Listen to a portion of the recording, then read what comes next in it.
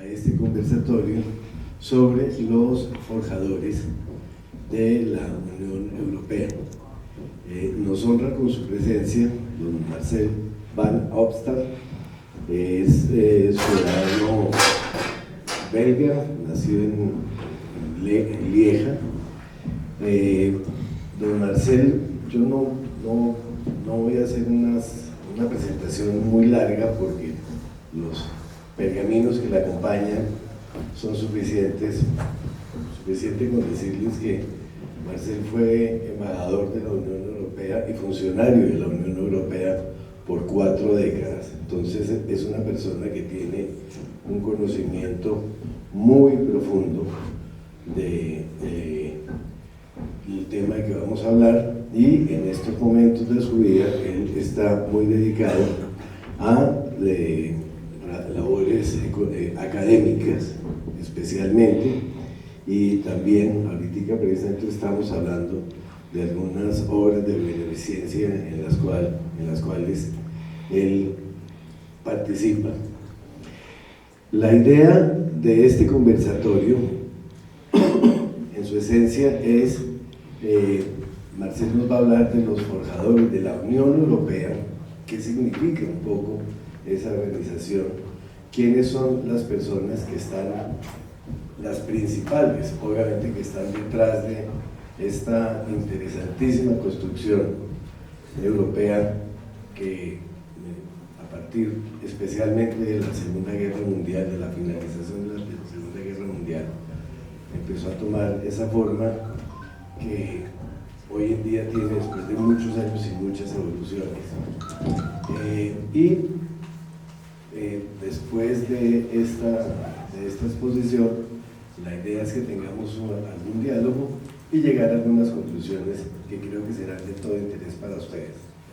De forma pues, démosle nuestra bienvenida a don Marcel, y muchísimas gracias, nos honra con su presencia.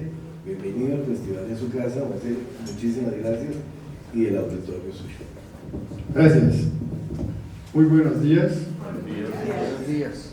En primer lugar, quiero agradecer a los organizadores y presidente de la Fundación del Festival de Historia de Vila de Eiva para invitarme a esta presentación y conversatorio. Bueno, los forjadores de la Unión Europea, la idea de construir una Unión Europea a nivel cultural y a nivel económico no es nueva, es una idea que surgió desde la Edad Media, muy antigua. Intentaron hacer una unión alrededor de la religión, una unión cristiana alrededor del Papa, de los reyes, del sistema feudal. Funcionó un poquito, pero a pesar de eso, si miramos la historia de Europa, hubo 14.000 conflictos en Europa hasta el medio del siglo XX, 14.000. Entonces, la idea era no solamente de constituir una unión, sino de tratar de construir la paz. Para evitar los conflictos intentaron varias ideas, varios sistemas, como arbitraje, alianzas o unión de unos países. No funcionó. Y finalmente, solamente hasta el siglo XX, que las ideas, después de la Primera Guerra Mundial, que las ideas reales, que la materialización de las ideas empezó a tomar forma. Se puede decir que el conde Richard Coudenhove-Kalergi, en 1923, este personaje es muy interesante. ¿Por qué? Tiene un nombre flamenco, Coudenhove, que significa el horno frío, raro, el horno frío. Kalergi es de origen suiza y él nació en Japón, en Tokio. Entonces es un personaje muy internacional. En 1923 él empezó a hablar del pan-europeísmo, expuesto públicamente en un libro que se llama el Manifiesto, aquí está, en alemán, el Manifiesto Europeo, Manifiesto Pan-Europeo, desarrolló ya un movimiento llamado la Unión Pan-Europea, que promovía todos ellos van a empezar ya después de la Primera Guerra Mundial, intentar de hablar y construir una alianza entre Alemania y Francia. Sabemos que no funcionó porque hubo la Segunda Guerra Mundial, pero bueno, ¿cuáles fueron los objetivos de este movimiento paneuropeísta? Conseguir la unidad de Europa, excluyendo la Gran Bretaña, porque ya consideraron que Gran Bretaña tuvo su imperialismo, etc. Y también no incluyeron la Unión Soviética de la época. ¿Y quisieron hacer? Estaban entre dos mundos. Por un lado, el mundo de los Estados Unidos subiendo, y por otro lado, el mundo comunista de la URSS de la época. ¿Y qué fue la Unión Paneuropea? Todo sucede en Viena. Muchos intelectuales entraron en el movimiento. Voy a mencionar uno, Léon Blum, que fue un político francés importante, Albert Thomas, Paul Valéry, el escritor, Konrad Adenauer, que fue canciller de Alemania, Thomas Mann, Albert Einstein, Salvador de Madariaga de España y, interesante también, Sigmund Freud, en este movimiento paneuropeo. Kalergi organizó un congreso que se llamaba el Congreso de la Unidad Europea, en la sala del mármol del concierto, la sala de concierto de Viena, con 2.000 delegados por la época.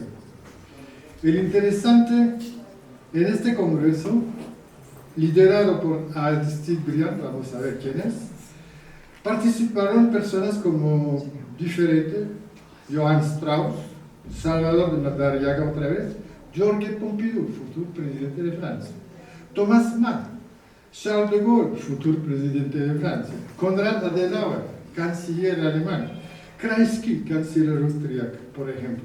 Entonces ya había una influencia grande de unos políticos en esta reunión del pan-europeísmo. También algo raro e interesante, Coudenhove-Kalergi se puso un himno y una bandera. ¿Cuál era el himno? La Oda a la Alegría de Schiller, con una partición sinfónica de Beethoven. Hoy en día, ese himno es el himno de la Unión Europea. Entonces, ya a la época, él imaginó, vamos a escoger un himno, y fue el himno de hoy. También escogieron una bandera. ¿Cuál es la diferencia de la bandera de él y la bandera de hoy de la Unión Europea? Esa parte de la bandera no la aceptaron. Y intentó Coudenhove-Kalergi de hacer referencia a las orígenes cristianas de la Unión Europea, de los países de la Unión Europea. Pero se confrontó a otro movimiento menos clerical, vamos a decir, más de pensamiento libre, y no aceptaron de la referencia solamente al símbolo de la cristiana. Entonces se retiró el símbolo cristiano, y después la bandera de hoy de la Unión Europea es más o menos igual, menos accesible. Entonces ya había una visión a la época del paneuropeísmo, de tener su bandera. Ya mencioné a Aristide Briand. Aristide Briand fue un político francés nacido en 1862 en Nantes.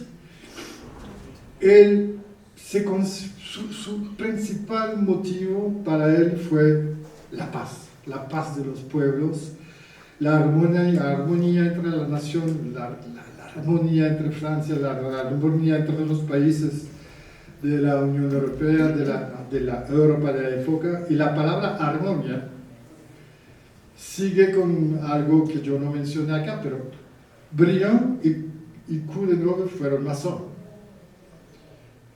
Coudenhove de la parte masónica, vamos a decir con confesión que quieren en un Dios, y Brion fue más en una parte de la masonería que hace referencia a un gran arquitecto, pero sin definir quién es, era un poquito más libre. Entonces había dos tendencias, una tendencia más o menos cristiana y una tendencia de pensamiento libre para la construcción de Europa.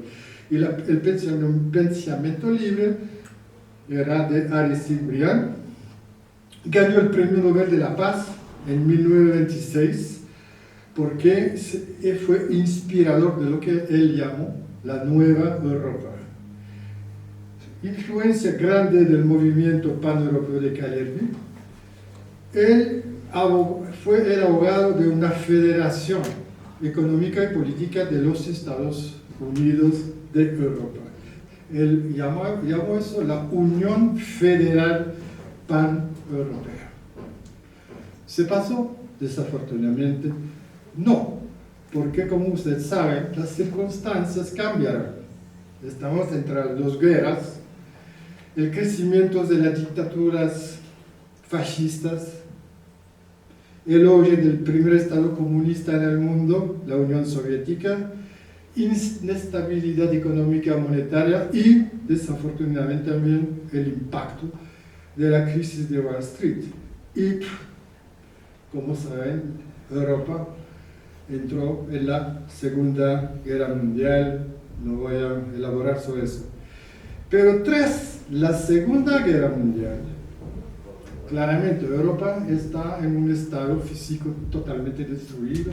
¿Cuál es la principal preocupación de los europeos? ¿Cuál es la prioridad? Reconstruir, pero reconstruir no solamente de los ganadores, pero reconstruir de la parte de los perdedores y de los ganadores. Entonces hubo una influencia fuerte, un pensamiento, necesitamos reconstruir la economía de los países europeos.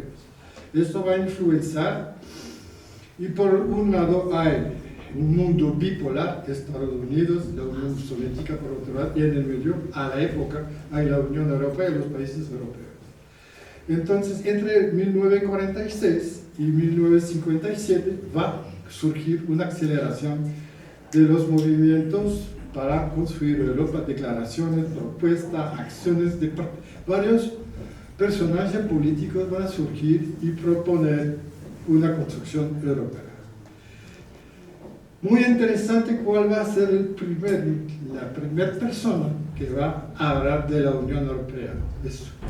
Para los que saben que Gran Bretaña hizo un Brexit, el primer que va a hablar de Estados Unidos de Europa es Winston Churchill, primer ministro británico de 40 a 45 y después de 51 a 55, él fue el político que inició de nuevo el sueño de una Europa unida.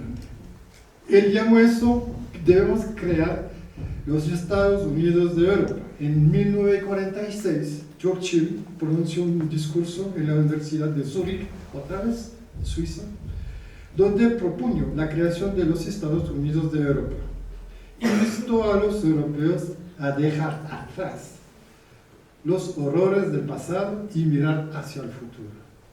Él defendió la reconciliación franco-alemana como principal instrumento para conseguir la paz, unión y la reconstrucción. Churchill entonces se convirtió en el impulsor de los movimientos que defienden la construcción de una Europa unida. Él afirmó que el primer paso para reconstruir la Europa consiste en construir una especie de Estados Unidos de Europa. Es la única manera de que cientos de millones de trabajadores sean capaces de recuperar las sencillas alegrías y esperanzas que hacen que la vida merezca la pena. Esas son las palabras de Churchill, muy profundo.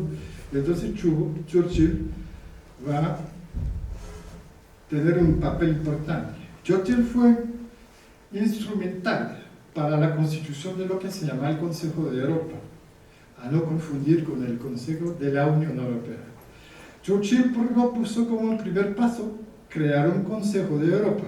En 1948 se reunieron en La Haya con Churchill como presidente 800 delegados de todos los países de Europa en un gran congreso y se constituyó, eso viene la creación del Consejo de Europa el 5 de mayo de 1949.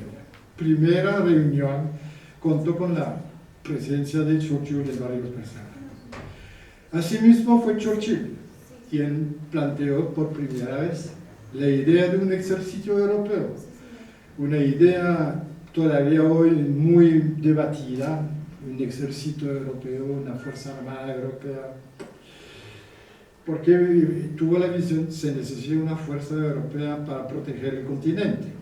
Además, en 1959, todavía Churchill, fue determinante para crear el Tribunal Europeo de Derechos Humanos. Entonces, Churchill, un visionario, la parte económica, la parte política y por otro lado la parte de los derechos humanos.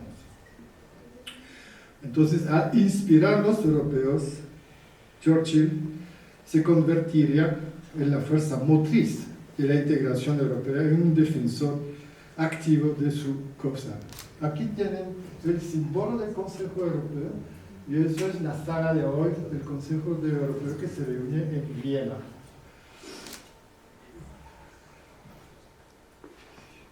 Siguiente. Jean Monnet. Monnet francés de Cognac. Al final de la Segunda Guerra Mundial le dieron un papel importantísimo en el Comité Franco-Británico de Coordinación Económica. ¿Cuál era este comité?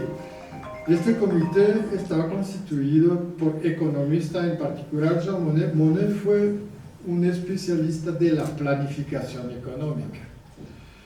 Entonces, durante una reunión del comité, el 5 de agosto de 1943, Monnet afirmó: no habrá paz en Europa si los estados se reconstruyen sobre la base de la soberanía nacional. Los países de Europa son demasiado pequeños para asegurar a sus pueblos la prosperidad y los avances sociales indispensables. Los estados de Europa deben formar una federación. Todavía la idea de federación. Algo importante a mencionar es que Monnet hizo su propio plan, el plan para Francia. Este plan fue un plan económico que, como idea principal, la base del plan Monnet fue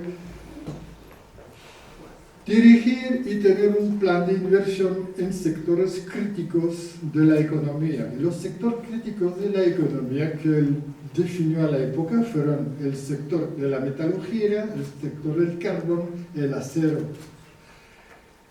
Entonces, eso se llamaba el plan Monnet. Pero hoy en día no se habla mucho del plan Monnet, se habla del plan Schuman. Pero ¿cuál fue el instigador, el autor del plan Schuman? Monnet trabajó con Schuman para desarrollar lo que se llama el plan Schuman. ¿Y el plan Schuman qué es? Exactamente eso. Una mejor eficacia del mercado libre del carbón, del hierro, del coque, del acero. Pero bajo un mecanismo, con subsidios y trabajando con un consejo al interior de una comunidad. Entonces viene Schuman, siguiente, conocido como el arquitecto de la integración europea. Schuman fue un hombre de leyes, ministro de Asuntos Exteriores de Francia, 48 a 52, y se considera como el padre fundador, el principal pilar de la construcción europea. Él fue uno de los principales negociadores del tratado como el Consejo de Europa. Él fue involucrado en el Plan Marshall, también participó a la negociación para constituir la organización del Tratado Atlántico Norte, la OTAN. Entonces, una persona con varias dimensiones y en cooperación con Monnet elaboró lo que se llama el Plan Schuman, el famoso ¿Por qué conocemos hoy Schuman? Schuman, el 9 de mayo de 1950, hizo su declaración. Esa declaración en el palacio, abajo de un gran reloj, en las salas de los relojes franceses. Y en este conjunto, él habló de su plan y propuso el control de la producción de carbón y acero, Plan Monnet, Plan Schuman, como materias primas para la reconstrucción de la Unión Europea. Menos de un año después, el 18 de abril de 51, los 6 miembros fundadores de la Unión Europea, es decir, Alemania, Francia, Italia, Bélgica, Países Bajos y Luxemburgo, se reúnen y constituyen lo que se llama la CECA, la Comunidad Económica del Carbón y del Acero, que recuperan parte del plan de Monnet y, por otro lado, el plan de Schuman. Y eso poco a poco va a dar nacimiento a algo más amplio que se va a llamar la Comunidad Económica Europea y después la Unión Europea. El 9 de mayo es la fecha de la fiesta nacional de la Unión Europea, porque en honor a la Declaración Schuman del 9 de mayo de 1950.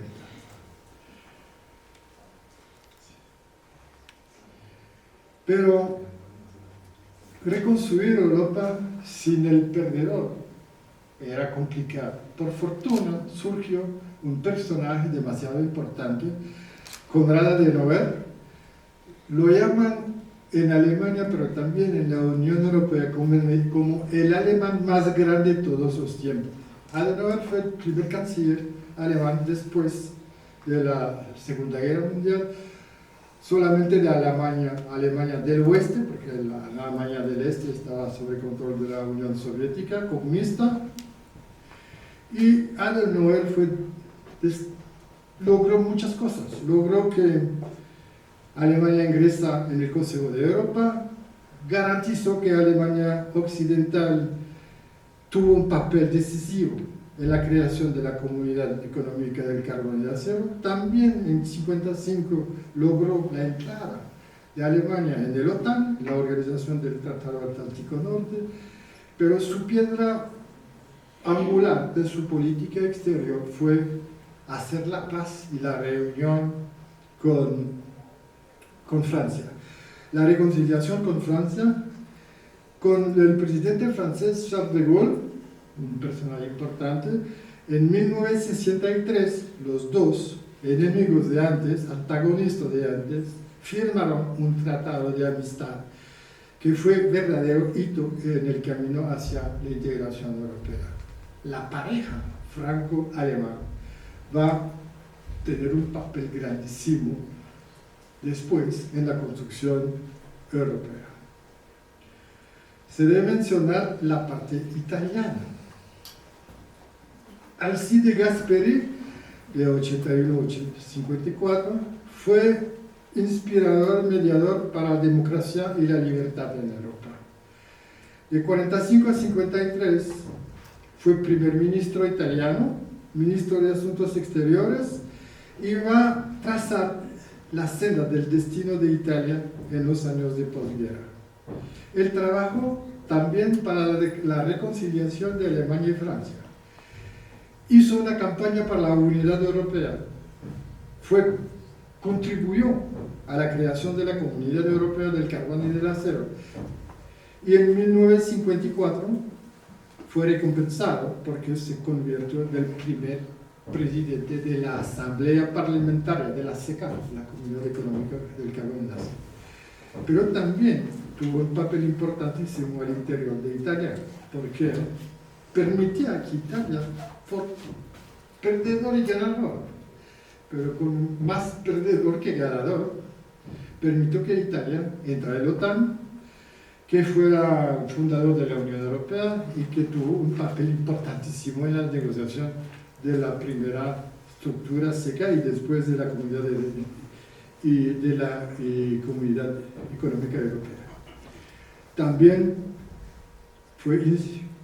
incluyó a Italia en el Plan Marshall de los Estados Unidos y fue parte íntegro también Italia en la OTAN. Entonces, un personaje político importante, pero también para solamente su país, pero también para la Unión Europea.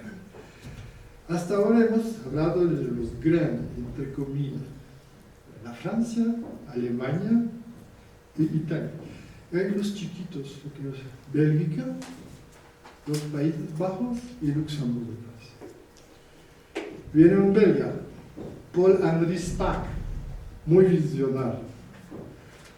Durante la Guerra Mundial fue ministro de los Asuntos Exteriores del gobierno belga, después en exilio en Londres, después fue otra vez ministro de Asuntos Exteriores, primer ministro en los gobiernos de posguerra en Bélgica. Importante por la construcción europea, junto a un holandés, que vamos a ver, y a un Luxemburgo, Spaak fue determinante por la creación de lo que se llama la Unión Aduanera del Benelux, Bélgica, Países Bajos, Nederland y Luxemburgo. Fue una unión aduanera que la Unión Europea, la Comunidad Europea, va a copiar. Entonces, va a ser una inspiración para la integración europea.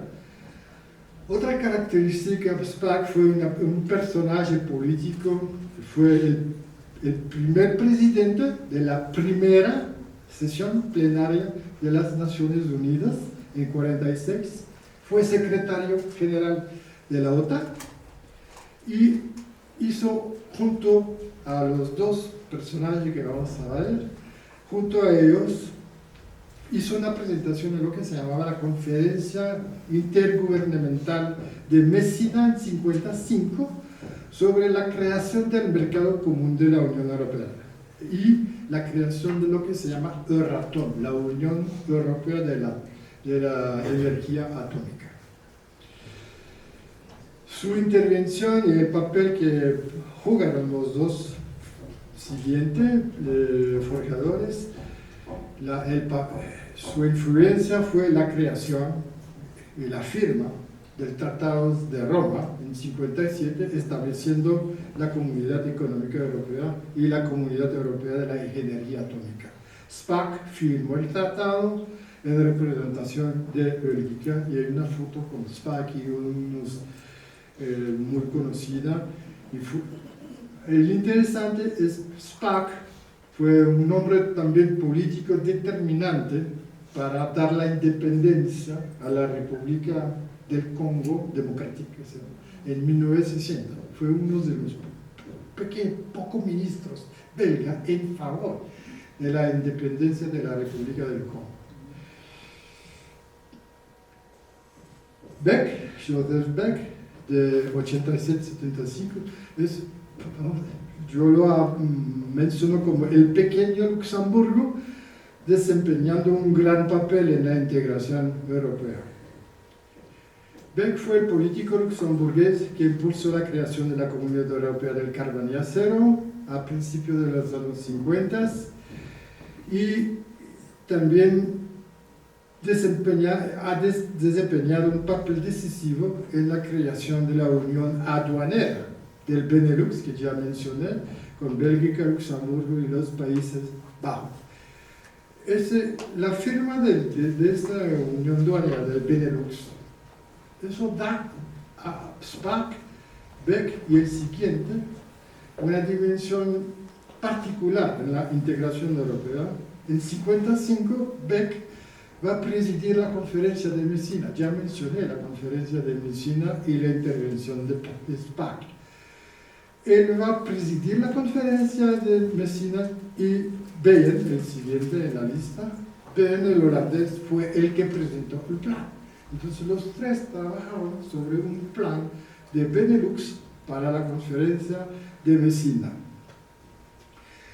Y en la conferencia de Messina se va a aprobar un memorando con Beck, representante de Luxemburgo. Este documento va a combinar palabras de género, palabras hoy que todavía suenan, pero ella fue particularmente involucrada como defensor de igualdad de género. Fue la segunda mujer presidenta del Parlamento Europeo después de Simone Veil. Ella en 99-2002 fue una política de grande poder de persuasión, trabajando con su grupo parlamentario, pero con una fuerza fuerte sobre los otros grupos en el Parlamento Europeo. Trató también de modernizar el funcionamiento del Parlamento muy rígido, dándole una imagen, tratando de dar una visión a través del sitio web, una visión que el Parlamento Europeo trabaja, inicia, hace algo, porque la imagen del público, del Parlamento Europeo, en el público europeo, a veces es lo que están haciendo en este Parlamento. Y ella fue determinante, propuso una carta de los derechos fundamentales de la Unión Europea. Y al final, en diciembre de 2000, en nombre del Parlamento Europeo, la Carta de los Derechos Fundamentales fue aprobada en el Parlamento Europeo. Empezó a la Comisión Europea tocó iniciar un proceso de implementación de la Carta de los Derechos Fundamentales de la Unión Europea, que todavía guía las intervenciones de la Unión Europea en la Comisión de Derechos Humanos de Naciones Unidas y en varios países. Y vienen tres personajes importantes también, que son Helmut Kohl, François Mitterrand y Jacques Delors. En el corazón de la construcción europea, ellos, se puede decir, tenemos los fundadores de la Unión Europea con su influencia de final de la Segunda Guerra Mundial hasta la firma del Tratado de Roma.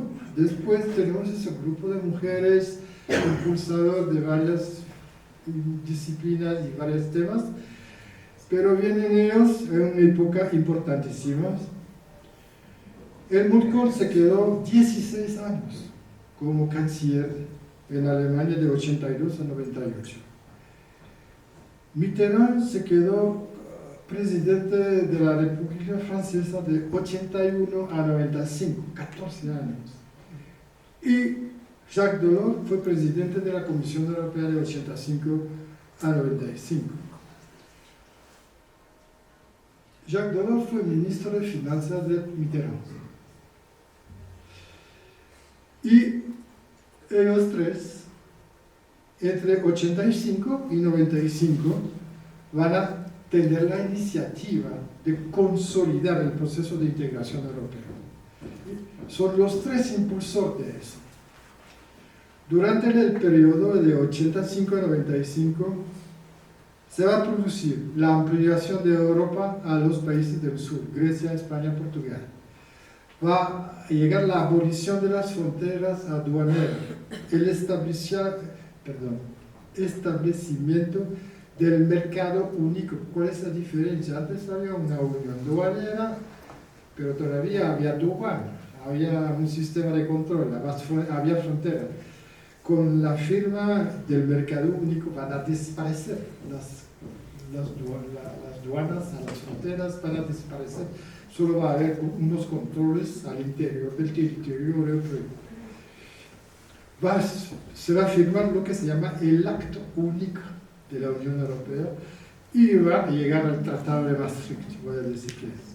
Así como ellos van a impulsar la creación de la Unión Monetaria y la introducción del euro. Entonces, un papel gigante de los tres.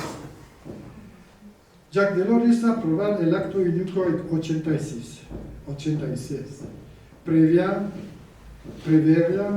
el establecer un gran mercado común único con supresión de los obstáculos a la libre circulación de los bienes, pero también de los servicios de capitales y de personas. 4. Antes había libre circulación de mercados, de servicios, pero aquí viene la libre circulación de bienes y personas. El Tratado de Maastricht se firmó en 92 con varios objetivos: fortalecer la Unión Europea, nuevas áreas de cooperación y establecer lo que se llama pena. Tin, tin.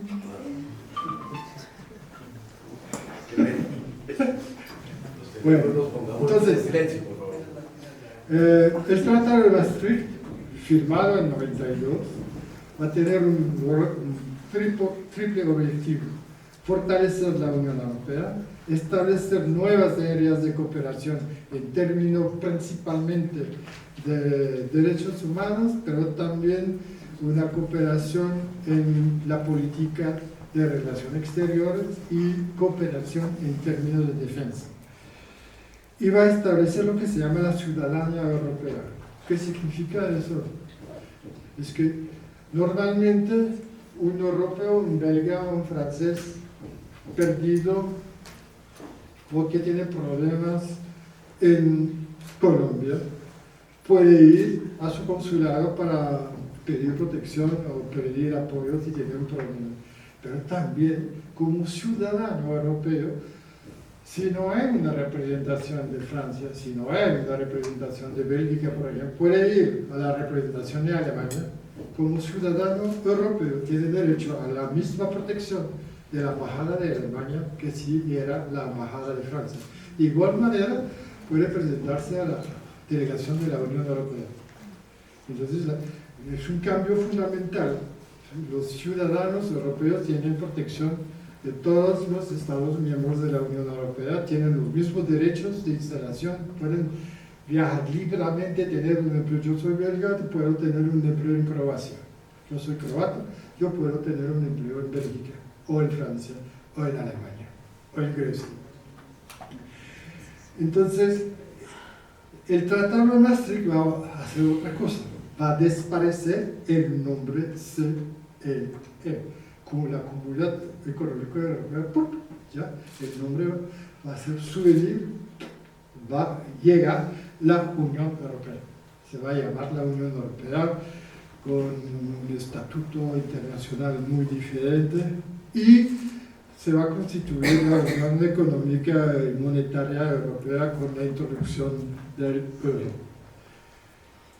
Y en 93, gracias a los esfuerzos conjuntos tras el fin de la Guerra Fría y con vistas a facilitar la adhesión de los países de la Europa del Este, hay que acordarse, 89, la pared del muro de Berlín, ¿cómo se llama? Sí. Se cae el muro de Berlín, viene la caída del mundo comunista, el fin de lo que se llama la Guerra Fría, y ¿qué van a hacer los tres? Militar, introducir un sistema, criterios de adhesión a la Unión Europea que van a permitir la adhesión a la Unión Europea de los países de Europa Central y de Europa del Este. Y estos criterios van a permitir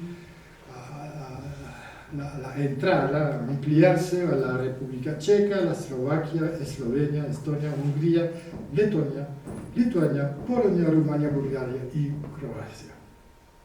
Entonces, eso yo termino.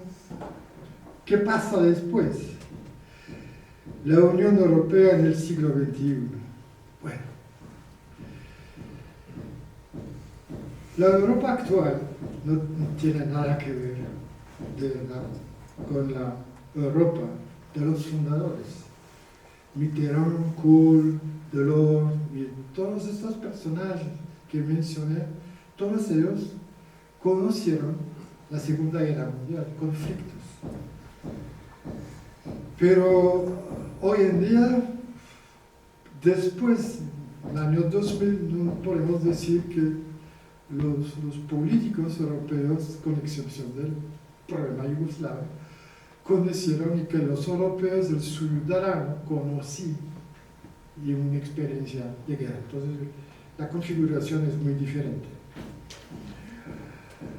Los objetivos fundamentales de la creación de la Unión Europea, como se miran del hereditario de los fundadores, quisieron evitar la guerra, claramente, constituir la paz y la reconciliación.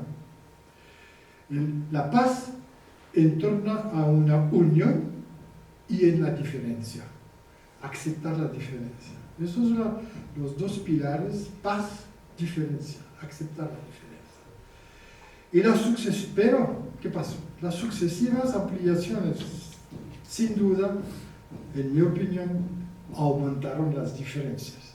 Hay una diferencia enorme entre una persona de Eslovenia, un griega, un belga, un francés. La diferencia. En términos de cultura, pero y también de visión política, de visión estratégicas. Las crisis económicas también han exacerbado, sacando a la luz una Europa con geometría y velocidades variables en términos social y económico. Algunos estados de la Unión Europea quieren que la aventura europea continúe, porque les da más peso económico, más peso político. Pero hay otros que quieren seguir pegar a su soberanía y a sus especificidades. Yo no voy a mencionar cuáles son, pero esas son las características. Y encontrar un equilibrio entre los que quieren continuar la aventura europea y los que quieren más soberanía nacional es complicado, no es simple. Y también, en mi opinión, un gran problema, con excepción de Angela Merkel, no podemos decir que hay unos políticos claves, hay pocos políticos que parecen mostrar la misma voluntad, la misma influencia, el mismo corazón que demostraron sus predecesores del siglo XX. Entonces, Europa hoy en día se enfrenta a un desafío grande: hacer que los europeos crean en Europa. Gracias.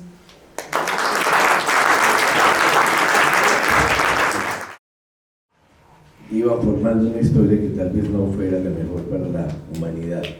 También hace una resemblanza de los de Jean Monnet como el gran planificador, de Robert Schuman como el gran arquitecto de la Unión Europea. También tuve la ocasión de mencionar a Konrad Adenauer como el gran alemán de todas las épocas que logró la reconciliación entre Francia y Alemania. También de los italianos, de Alcides Gasperi y su participación muy activa, sobre todo en las primeras etapas de la Unión Europea. Luego hablan de ese antecedente tan interesante que fue el de la Unión Europea, el Benelux, y lo que pasó y cómo se proyectó esa unión aduanera y cómo sirvió de fundamento para lo que es la Unión Aduanera Europea, que es de donde sacan la plata para tener esos enormes presupuestos que tienen. Bien habló de Paul-Henri Spaak, Joseph Paak, Johann Willem Bojan, perdón mi alemán, pero es muy francés. Y las mujeres, pues mencionó y participó, fue tan activa en el influjo de la cultura en la conciencia europea como un factor de identidad, creador de identidad europea, porque lo hemos visto. También habló de Nicole Fontaine, digamos la arquitecta de los derechos fundamentales, y también se mencionó, pues digamos, ya no los forjadores, pero sí personas muy importantes en lo que ha sido el desarrollo posterior de esta organización: Helmut Kohl, Mitterrand, Jacques Delors, y todo lo que hicieron en la consolidación de esta organización. Después de toda esta interesantísima exposición, yo quería preguntarle, Marcelo, sobre también otros, digamos, ya no forjadores en lo político, pero que jugaron un papel muy importante. De pronto usted nos pudiera hablar algo sobre eso, en lo que fue aterrizar en las mentes de los europeos la importancia y el efecto de los acuerdos políticos que se habían logrado. Y yo me estoy refiriendo un poco a lo que es la Corte Europea de Justicia. Ellos, por ejemplo, esas famosas sentencias del efecto directo de Cassis de Dijon, en fin, etcétera, fueron creando, digamos, fueron aterrizando esas instituciones que se habían acordado en lo político y las fueron materializando. ¿Usted considera también que esos jueces fueron forjadores de esa Unión Europea? ¿Cómo lo ve usted?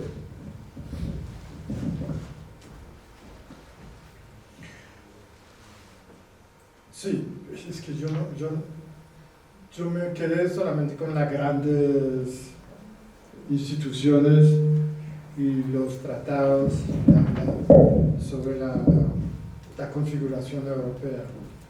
Pero también detrás de los fundadores y en particular sus asistentes, etc., hubo un trabajo también de construir las instituciones europeas. Hay personajes detrás dando un papel importante a la Comisión Europea, hay unos que consagraron su tarea y su ánimo a la creación de la Corte de Justicia con personajes importantes a nivel de justicia nacional, ex ministros de justicia de Francia, de Alemania, Bélgica también, procurador que formaron la Corte de Justicia y que tiene un papel importante en términos de protección de los derechos humanos. Por ejemplo, hay varios, cuando hay algo interesante para los que conocen el fútbol, hay un futbolista belga fue a la Corte de Justicia de la Unión Europea hace como 15 años, si me acuerdo bien. ¿Por qué? Porque en los clubes de fútbol de la Unión Europea se limitó el número de extranjeros en los equipos de fútbol. Pero ¿cómo se firmó? La ciudadanía europea. Ese es el argumento de, pero si tenemos todos la ciudadanía europea, ¿por qué? Debemos tener solamente 3 jugadores de nacionalidad diferente a la nacionalidad belga para un equipo de fútbol belga. Y entonces la Corte de Justicia, sin tener un conocimiento del mundo del fútbol, tocó encontrar, pero ahora la Corte es algo raro. La Corte de Justicia Europea dice, pero tienes razón, son ciudadanos europeos, no hay nación, tienen derecho a participar en un equipo de fútbol de la misma manera que el nacional. Entonces de un día al otro pudieron integrar más extranjeros en los equipos de fútbol, y hoy en día si miramos cuáles son los jugadores de fútbol de un equipo como Real Madrid o Manchester City, hay de todo. Hay ciudadanos de Gran Bretaña, ciudadanos españoles, pero hay un belga, hay un holandés, hay un ex, que tuvo la nacionalidad. Entonces, la Corte de Justicia, sí, hay otras instituciones menos conocidas, como hay un consejo en Bruselas, que tiene su sede se llama el Comité Económico y Social. El papel del Comité Económico y Social también fueron economistas y miembros del Parlamento y defensor de la libertad económica de instalación. El Comité Económico y Social favoriza la legislación que permite la instalación de empresas de la misma manera en Francia, en Croacia, en Grecia, en Lituania, por ejemplo.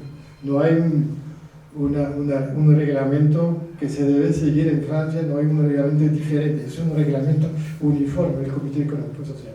Entonces, ¿cuál es el punto débil? Mencionaste el público. Desafortunadamente la imagen de la Unión Europea en el público a veces no se considera la Unión Europea, la Comisión Europea, las instituciones europeas como un grupo de funcionarios muy bien pagados que inventan reglamentos para por ejemplo, no sé, decir que en esa botella el plástico debe tener tantos milímetros, no puede tener plomo, que el agua debe ser purificada, que pasan sus tiempos a escribir reglas y que para disminuir el negocio. Bueno, la imagen es un poquito crítico.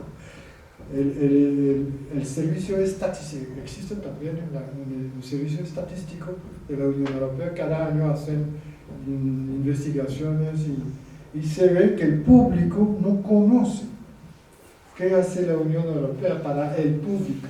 No ve, por ejemplo, que hay un programa Erasmus que permite a estudiantes de la Unión Europea integrarse con estudiantes del mundo entero, incluyendo Colombia, que dan a los estudiantes una visión más larga del mundo. Eso no lo ven. Lo que ven es que hay un reglamento que dice que esta botella de plástico debe tener tal dimensión.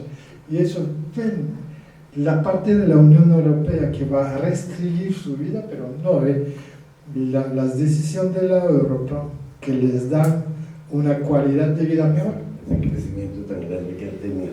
Marcelo, cuéntenos, yo quisiera que usted compartiera con el auditorio, cuando estábamos hablando sobre este conversatorio, usted me comentó que de todos estos personajes, usted conoció a algunos de ellos personalmente. ¿Sí? Me gustaría mucho que le hablara ya al auditorio de esa dimensión personal, de algunas de las personas que usted conoció personalmente, y cuál era la dimensión humana, qué impresión le causaron a usted, Marcel Van Opstal, como persona. Bueno, tuve en el año de 2000, no, del 92 al 94, fue encargado de la cooperación de la Unión Europea con Bangladesh, un país de Surasia. Y en esa oportunidad me tocó encontrar al presidente de la y su jefe de gabinete.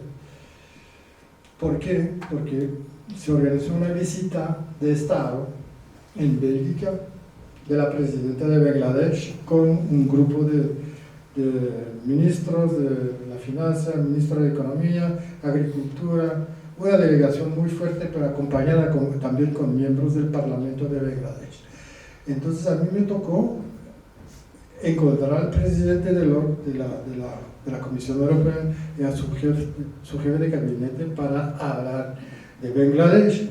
Y me pidieron, tú debes presentar la historia de las relaciones de Bangladesh con la Unión Europea, qué estamos haciendo, desde cuándo, cuáles son los proyectos ahora, cuál es la estrategia de cooperación de Bangladesh con la Unión Europea. Y llegué con un folder así, lleno de información, con resúmenes y también lo que se llama punto clave para la discusión. Y yo vi un memorando de 5 páginas.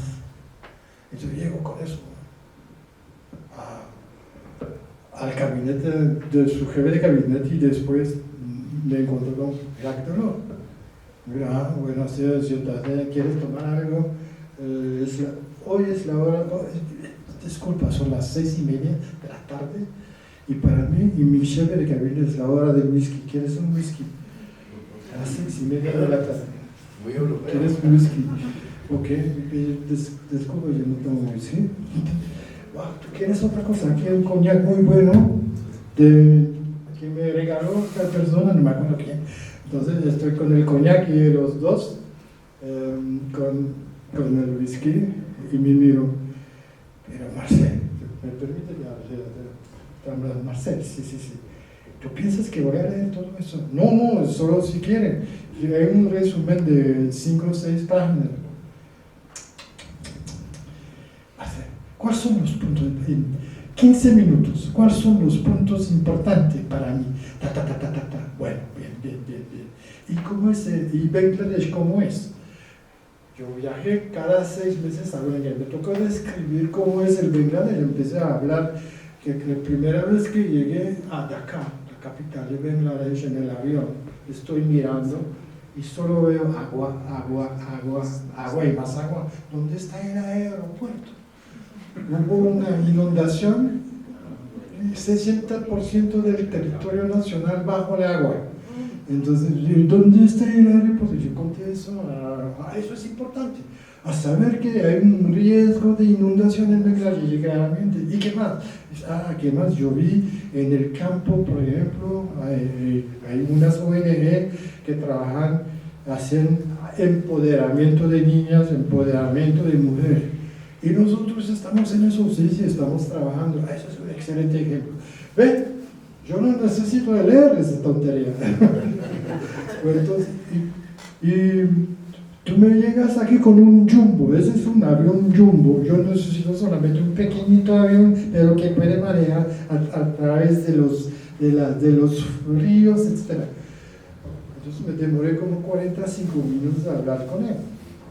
Y fue interesante. Eso se pasa en 93. Pero cambié. 94 cambié. Estoy encargado en la Dirección General de Desarrollo de la Comisión Europea, introducir la dimensión de protección del medio ambiente en la cooperación de la Unión Europea, en la estrategia de cooperación. Y otra vez me la envían a donde dolor para hablar de la estrategia de cómo podemos nosotros influenciar la protección del medio ambiente a través de la cooperación internacional. Y Bangladesh ya terminaron. Y tu folder Jumbo ya terminaron. ¿Y de qué vamos a hablar ahora? Ahora vamos a hablar de la convención de la reunión de Río y de la protección de la biodiversidad, del medio ambiente. Eso, tú cambiaste, es más importante ahora. Eso fue Jacques Delors. Allá estamos viendo cómo esos personajes muy, que uno los ve, tienen una dimensión humana, y uno como que tiene muy buen gusto para el coñac y para el whisky. Quisiera pedirle, no sé si tengan algunas preguntas que quiera hacer el auditorio, alguien tenga alguna inquietud. Vamos a arrancar, si eres tan amable, después, bueno, empezamos contigo y después vamos allá, ¿listo? ¿Será falta de información a la juventud sobre los beneficios de la Unión Europea? Sí. ¿Será falta de información a los estudiantes en Europa los beneficios de la Unión? Porque como ahí mismo dices, ellos no han vivido la guerra, no saben lo que fue eso. Yo pienso todavía los movimientos de estudiantes en la Unión Europea son tal vez los que tienen la información más importante sobre la Unión Europea. Sí, la juventud. Porque tienen la libertad de estudiar en cualquier país, las universidades y las asociaciones de estudiantes compartan la información. Hay asociaciones a nivel europeo, pueden estudiar en Bolonia, pueden estudiar en Croacia. Entonces, los estudiantes europeos, en mi opinión, tienen una mejor información que las personas que tienen de 40, 50 hasta 60 años de edad. Y también, por ejemplo, en temas como igualdad de género, modelo social, modelo político, modelos económicos, ellos tienen un pensamiento un poquito diferente. Ahora, ¿qué falta? Que falta es que todavía, si miramos la edad media del Parlamento, del miembro del Parlamento, no se puede decir que hay una mayoría de jóvenes de 25 años, de 20 a 40 años de edad, vamos a decir, en el Parlamento Europeo. ¿Eso hace cuánto? Es que todavía esa vieja guarda que tiene su influencia sobre el Parlamento Europeo. ¿Por qué Parlamento Europeo? Porque normalmente el Parlamento Europeo puede definir las políticas e influenciar los gobiernos.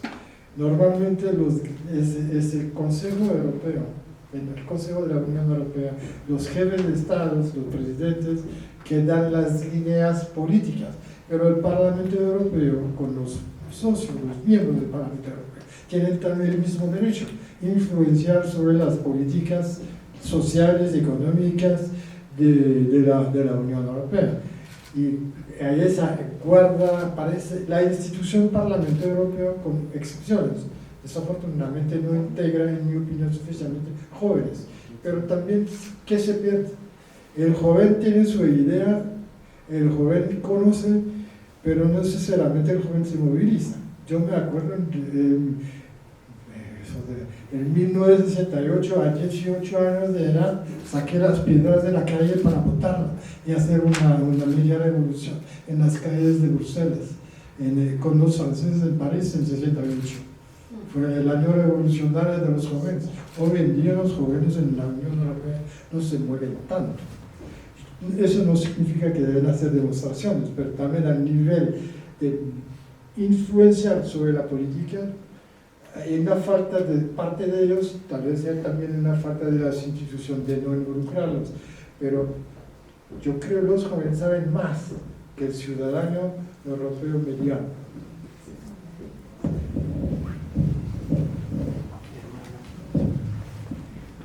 Profesor, muchas gracias por su conferencia. El final de su conferencia me hizo pensar en un texto de un sociólogo francés, Pierre Bourdieu, en el que hacía un llamado de atención sobre la construcción de Europa.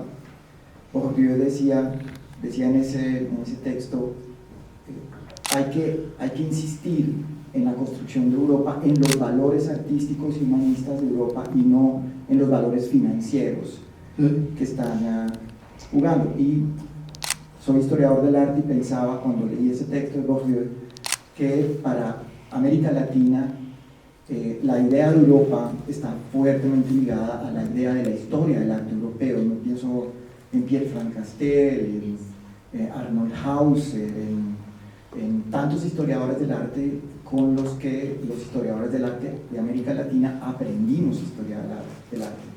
Entonces me hace sentido la idea de que es posible que la idea de Europa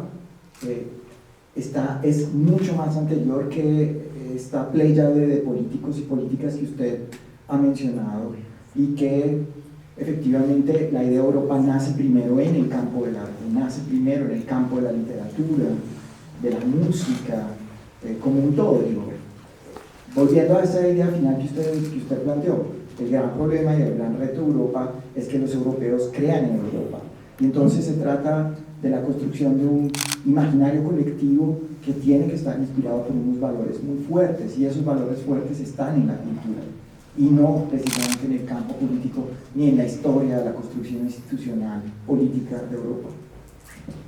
No sé qué piensan. Sí, claramente.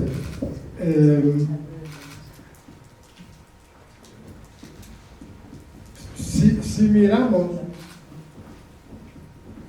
lo que presenté hoy,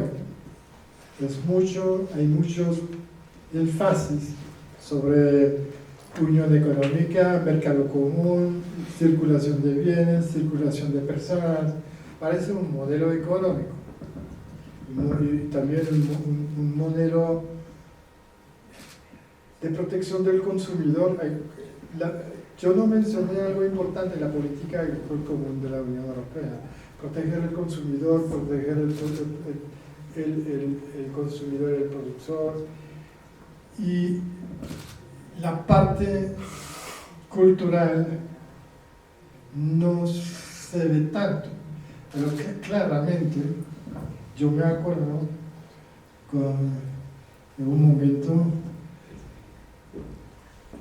el nivel de la cooperación internacional, también la parte cultural no había.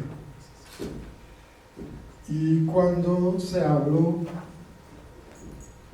de aplicar el resultado de la conferencia de Río sobre el medio ambiente, surgió también la idea, pero ¿cómo se puede hablar de conservación y protección si no se introduce la noción cultural, la cultura indígena, la cultura de los pueblos que sufren de la pérdida de biodiversidad, que van a subir el cambio climático?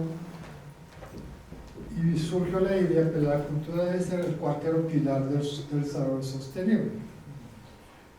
Algo que mi esposa desarrolló en África a su tiempo, pero bueno, entonces, claramente, para mí, falta una revolución cultural a nivel europeo.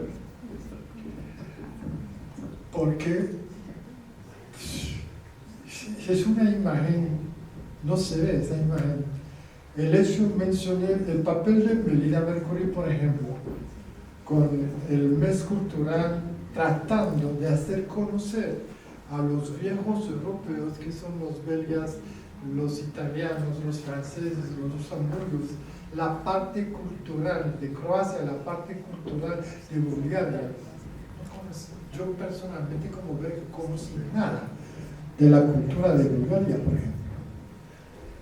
Entonces, sí, se puede pensar a la Unión Cultural Europea para mover más, y la cultura va a reunir la gente frente a un proyecto. ¿Sí? ¿Por qué no? Pienso que aquí tenemos el siguiente. Escuchamos esta última pregunta y ya nos toca terminar. Pero Empezar. que hay una persona aquí atrás. ¿Perdón? Aquí parece que hay una persona que quiere preguntar. ¿Por acá No. quién? Sí. Aquí tenemos el conferencista siguiente. Sí. ¿Usted? No, está. Ah, entonces. ¿A qué hora es? A las 11:45. Ah, no, entonces ya qué pena, Pero que pregunta. Pregunta. Espero Rapidita. que sea un poco rápido, aunque es un tema complicado. Usted nos habló realmente de una forma muy inteligente, la forma como fue el crecimiento y la creación de la Unión Europea. ¿Me escuchan? Sí.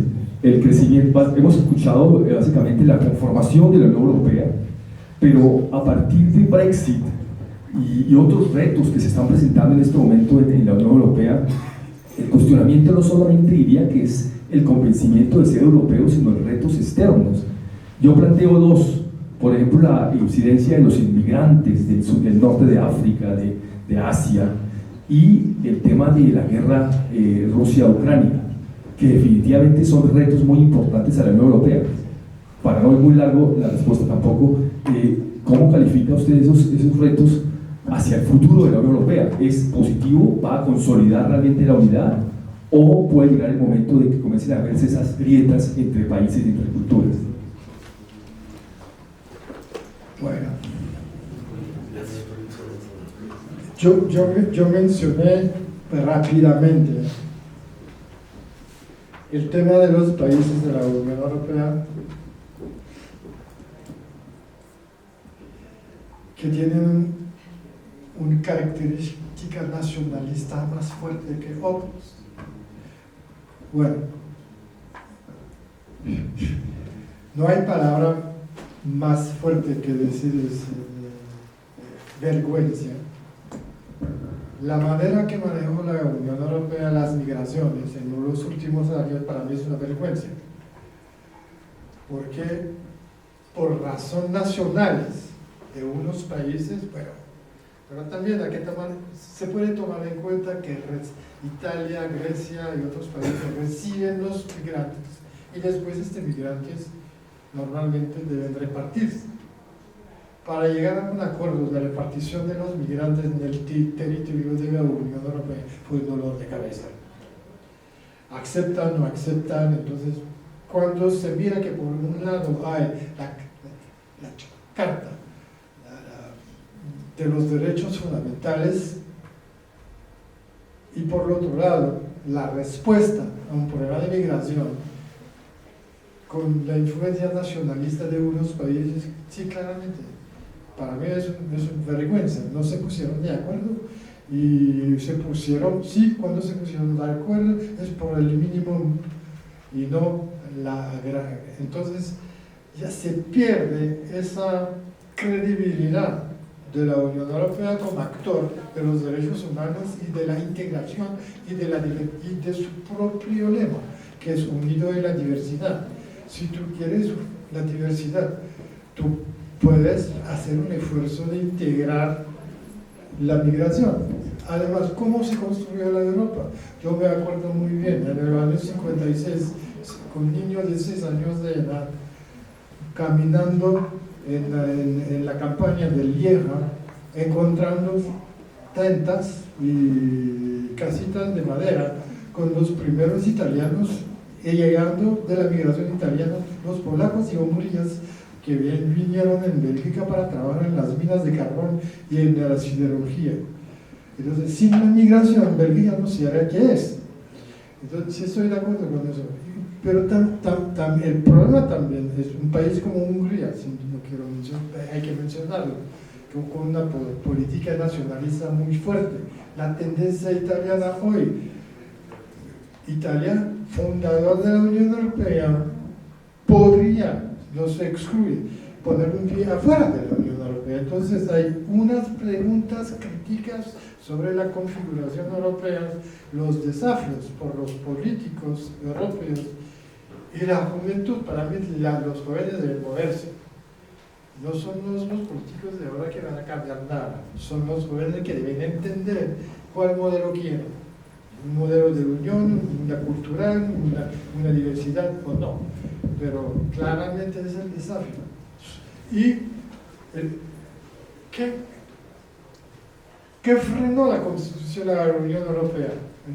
Los nacionalismos.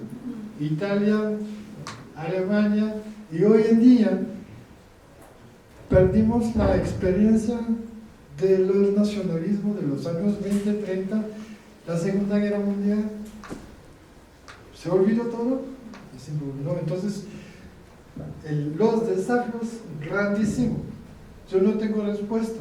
La respuesta se debe construir poco a poco y para mí, indubitablemente, son los jóvenes de ahora que deben llegar con las respuestas. Marcelo, muchísimas gracias.